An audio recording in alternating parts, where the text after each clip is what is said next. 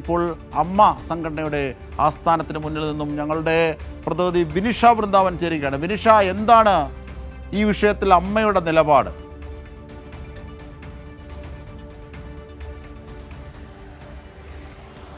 ഒരു പരസ്യ പ്രതികരണത്തിലേക്ക് അമ്മ ഏതായാലും പ്രതികരിക്കാൻ തയ്യാറായിട്ടില്ല. നിലവിൽ എക്സിക്യൂട്ടീവ് യോഗം അമ്മ ഓഫീസിൽ പുരോഗമിച്ചുകൊണ്ടിരിക്കുകയാണ്. നേരത്തെ നമ്മൾ ദൃശ്യങ്ങളിൽ കണ്ടതാണ്.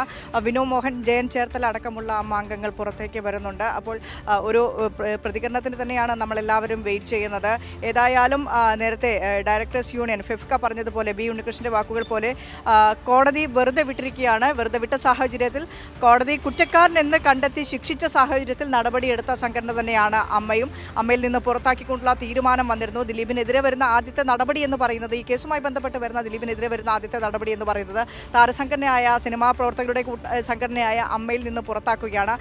ഇപ്പോൾ കോടതി നിലവിൽ കുറ്റക്കാരനല്ല എന്ന് കണ്ടെത്തിയ സാഹചര്യത്തിൽ അമ്മയിലേക്ക്, അതായത് സിനിമാ പ്രവർത്തകരുടെ സംഘടനയായ അമ്മയിലേക്ക് ദിലീപിനെ തിരിച്ചെടുക്കുന്നതടക്കമുള്ള കാര്യങ്ങൾ ചർച്ച ചെയ്യേണ്ടതുണ്ട്. അപ്പോൾ അക്കാര്യത്തിലൊരു തീരുമാനം എന്തായാലും അമ്മ എക്സിക്യൂട്ടീവ് സമിതി യോഗത്തിൽ ചർച്ചയാവുകയും അതിലൊരു തീരുമാനം ഉണ്ടാകുകയും ചെയ്യും.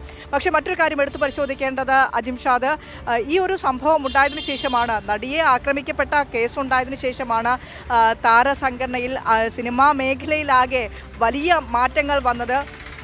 നമ്മൾ കണ്ടതാണ്. ഹേമ കമ്മിറ്റി ഫോം ചെയ്യുന്നു.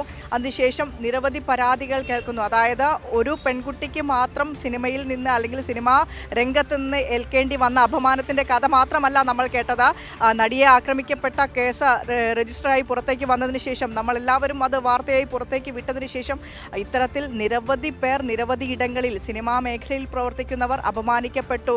പലതരത്തിലുള്ള അതിക്രമങ്ങൾ തങ്ങൾക്കെതിരെ ഉണ്ടായി എന്ന് വെളിപ്പെടുത്താൻ പല അതിജീവിതകളും മുന്നോട്ട് വന്നിരുന്നു.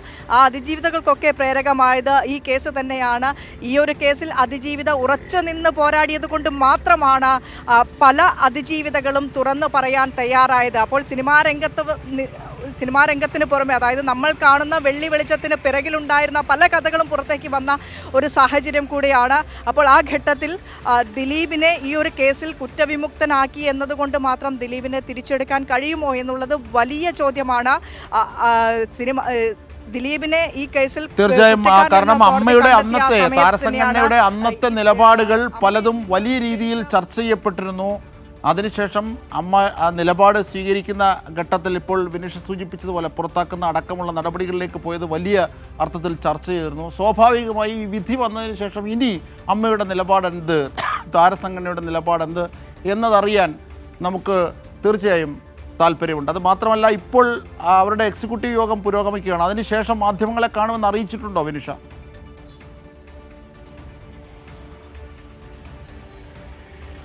നിലവിൽ അങ്ങനെ ഒരു സാധ്യത തന്നെയാണ് പറഞ്ഞത്. പുറത്തേക്ക് പോയ വിനു മോഹനോട് നമ്മൾ സംസാരിച്ചിരുന്നു.